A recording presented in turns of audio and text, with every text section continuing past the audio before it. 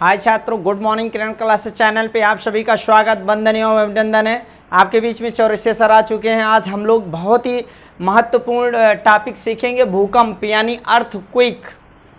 इसके बारे में टॉपिक पे चर्चा करने से पहले कुछ इतिहास जगत की आपसे घटनाएं पूछें। जैसे अगर आपसे पूछें कि तालीकोटा या बन्नी हट्टी या राक्षसी तांगड़ी का युद्ध कब हुआ था, तो 1565 में। कब हुआ था? 1565 में। इसके बाद में अगर आपसे पूछें कि पुरंदर की संधि कब हुई थी, तो पुरंदर की संधि 1665 में हुई थी। कब हुई थी? 1665 में पुरंदर की संधि हुई थी। फिर इसके बाद में अगर आपसे पूछें कि इलाहाबाद की संधि कब हुई थी, तो इलाहाबाद की संधि 1765 में हुई थी। इसके बाद में अगर इतिहास में कुछ युद्धों की बात करें, एक युद्ध हुआ था जो कि 10 राग युद्ध, 10 राजाओं और जन के बीच में हुआ था, जो कि ऋग्वेद के 10वें मंडल में उल्लेख मिलता है। फिर इसके बाद में अगर आपसे पूछे तो तराइन का पहला युद्ध 1191, जिसमें पृथ्वीराज चौहान ने मोहम्मद गोरी को हराया था और ये पृथ्वीराज चौहान तृतीय था। और तराइन का द्वितीय युद्ध, जिसमें मोहम्मद गोरी ने पृथ्वीराज चौहान को हराया। और इसके बाद में आपका चंदावर का युद्ध है। चंदावर के युद्ध में अगर बात करें तो चंदावर का युद्ध में मोहम्मद गोरी ने किसे पराजित किया था? जयचंद को पराजित किया था। फिर इसके बाद में बाबर द्वारा जो लड़ा गया 4 युद्ध है, जैसे पानीपत का पहला युद्ध। पानीपत का जो पहला युद्ध हुआ था वो 21 अप्रैल 1526 को बाबर ने इब्राहिम लोदी को हराया। जबकि दूसरा जो पानीपत का युद्ध है वो आपका हुआ है 5 नवंबर 1556 को, जिसमें अकबर ने हेमू को पराजित किया था। फिर आपका तृतीय पानीपत का जो युद्ध है वो 14 जनवरी 1761 को है। और इसमें जो पराजित किया था किसे? तो अफगानों ने मराठों ने अफगानों को इसमें पराजित किया था। फिर बाबर द्वारा जो लड़ा गया 4 युद्ध है, पहला पानीपत का युद्ध जिसकी बात हो गई, दूसरा खानवा का युद्ध। खानवा का युद्ध जो लड़ा गया था वो 17 मार्च 1527 को था। फिर इसके बाद में तीसरा जो युद्ध है वो आपका मेदिनी राय द्वारा लड़ा गया और उसका नाम क्या है? चंदेरी का युद्ध। और चंदेरी का युद्ध जो लड़ा गया था 5 से 6 मई 1528 को, जिसमें बाबर ने मेदिनी राय को पराजित किया था। और 1529 जो कि आपका है 5 अप्रैल 1529 को, और इसमें क्या हुआ है कि अकबर ने किसे पराजित किया है? बाबर ने किसे पराजित किया है? अफगानों को। किसे? अफगानों को। घाघरा का युद्ध था आपका 1529 में। तो आइए आगे अगर आपसे पूछे कि क्रिप्स मिशन कब आया था भारत, तो मार्च 1942 में। और साइमन कमीशन कब आया था, तो 3 फरवरी 1928 को आया था। इसके बाद अगर आपसे कहें कि कैबिनेट मिशन भारत कब आया था, तो कैबिनेट मिशन जो भारत आया था वो 23 मार्च 1946 को आया था।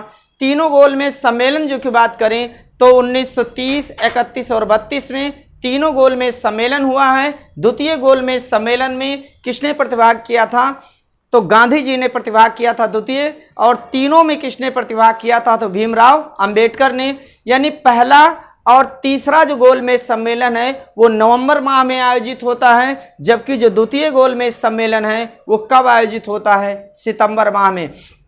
5 मार्च 1931 को गांधी और इरविन के बीच में गांधी इरविन समझौता होता है। और 9 अगस्त 1925 को काकोरी कांड की घटना होती है। 5 फरवरी 1922 को चौरी चौरा कांड की घटना होती है। तो आइए अब हम सभी देखते हैं भूकंप। इसे इंग्लिश में अर्थक्वेक कहा जाता है। क्या कहा जाता है? अर्थक्वेक। यानी पृथ्वी का हिलना या कंपना क्या कहलाता है? भूकंप कहलाता है। पृथ्वी का हिलना या कंपना क्या कहलाता है? भूकंप। और विश्व में जो सबसे ज्यादा भूकंप आता है वो प्रशांत महासागर के परिमेखला क्षेत्र में। और विश्व का अगर किसी देश की बात करें तो वो देश कौन सा है भैया? तो वो जापान देश है, जहां पर सबसे ज्यादा भूकंप आते हैं। तो भूकंप आने के कौन कौन से रीजन हो सकते हैं? जैसे पृथ्वी की जो आंतरिक प्लेटें हैं, जब वो खिसकती हैं, एक दूसरे के ऊपर शिफ्टिंग करती हैं, तब भी हलचल होती है और इसी का नाम क्या दिया जाता है? भूकंप। जहां पर बड़े बड़े बांध बनाए जाते हैं वहां पर भी भूकंप आते रहते हैं। परमाणु परीक्षण से भी परमाणु बम के विस्फोट से भी भूकंप आते हैं। ये सारे भूकंप आने के रीजन होते हैं। एक प्रश्न बनता है कि भूकंप का, सबसे पहली बात तो भूकंप का अध्ययन क्या कहलाता है?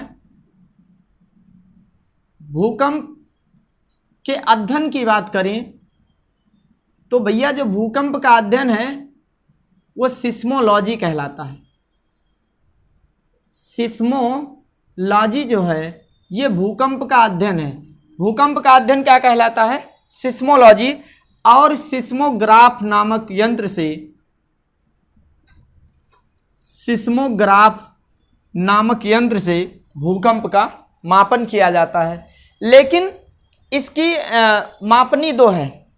एक तो मर्कैली स्केल है, क्या भैया?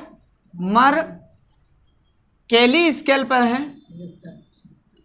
और दूसरा है Richter scale. Richter scale. Mercalli scale में 1 से लेकर के 12 अंकों तक इसका मापन किया जाता है। आपसे जो प्रश्न बनता है कि इसकी जो मापनी है वो रिएक्टर स्केल है, क्या है? और ये जो है 0 से 9 अंकों में मापन किया जाता है। किस में मापन किया जाता है? 0 से 9 अंकों में। यानी एक अंक, मान लीजिए 0, 1, 2, 3, 4, इस तरह से लेकर के अगर 9 तक जाएं, मतलब एक अंक से अगर दूसरे अंक में हम प्रवेश करेंगे तो भूकंप की तीव्रता जो है वो पहले की अपेक्षा 10 गुना ज्यादा होगी। जो आमतौर पर प्रश्न बनता है, अगर बात करें कि इसे 3 पार्टों में डिवाइड किया गया भूकंप को, 3 तरंगों में भूकंप की बात करें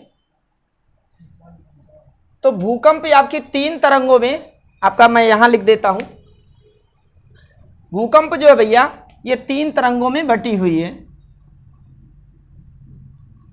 इसकी 3 तरंगे हैं।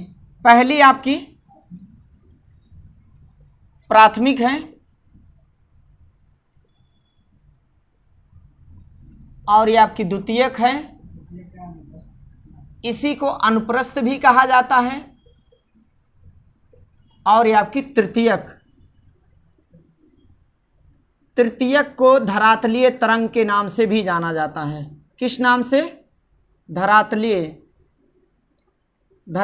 तरंग। और जो धरातलीय तरंग है इसकी खोज HD लव ने की थी। अब इसकी स्पीड देख लेते हैं कि प्राथमिक तरंग को अनुदैर्घ्य के नाम से, पहली बात तो जानते हैं, किस नाम से भैया?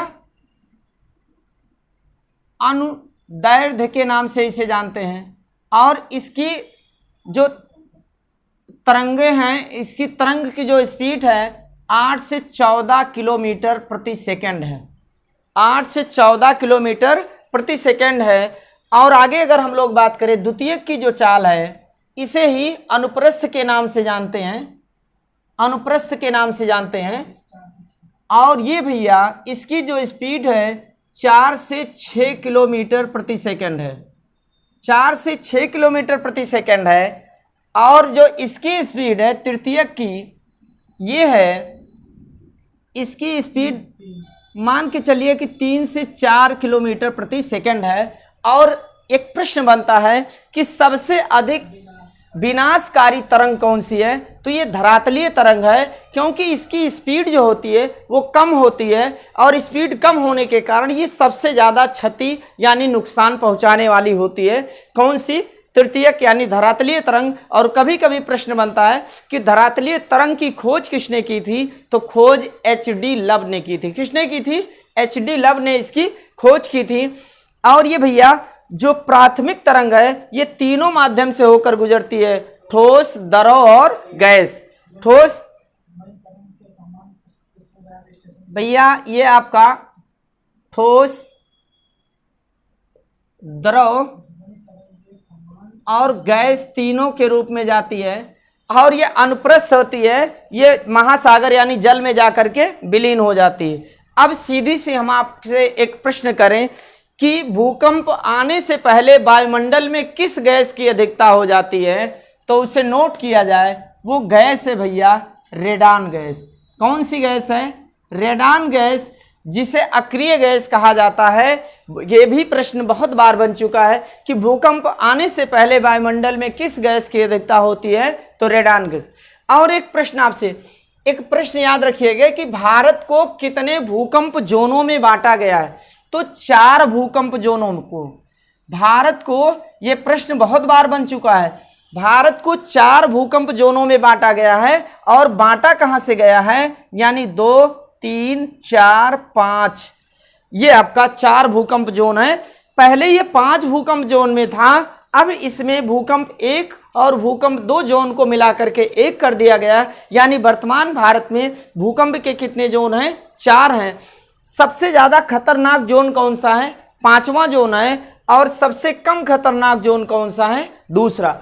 अब थोड़ा सा इसका एक डायग्राम देख लीजिए, ये भी प्रश्न बनता है भैया। ये आपका डायग्राम हो गया इसका, ये आपका फोकस हो गया, क्या हो गया, ये फोकस हो गया। और ऊपर आपका इपी सेंटर हो गया। इपी सेंटर, फोकस उसे कहते हैं ओरिजिन ऑफ अर्थक्वेक, यानी जहां से भूकंप की उत्पत्ति होती है। जहां से भूकंप की उत्पत्ति होती है, ये मूल केंद्र भी इसे कहा जाता है, मूल केंद्र। और इसके सीधे 90 डिग्री सबसे ऊपर, जहां पर 90 डिग्री सबसे ऊपर, जहां पर सबसे पहले भूकंप के झटके महसूस होते हैं, उसे इपी सेंटर यानी अधिकेंद्र के नाम से जाना जाता है। इपी सेंटर यानी अधिकेंद्र के नाम से इसे जाना जाता है। तो भूकंप से जुड़ा कोई भी प्रश्न आपसे आता है तो केवल और केवल इतना ही प्रश्न इस पर बनता है। आपको ये वीडियो कैसा लगा, अधिक से अधिक लोगों के पास शेयर करिए, साझा करिए और सब्सक्राइब करिए। जी बहुत बहुत धन्यवाद।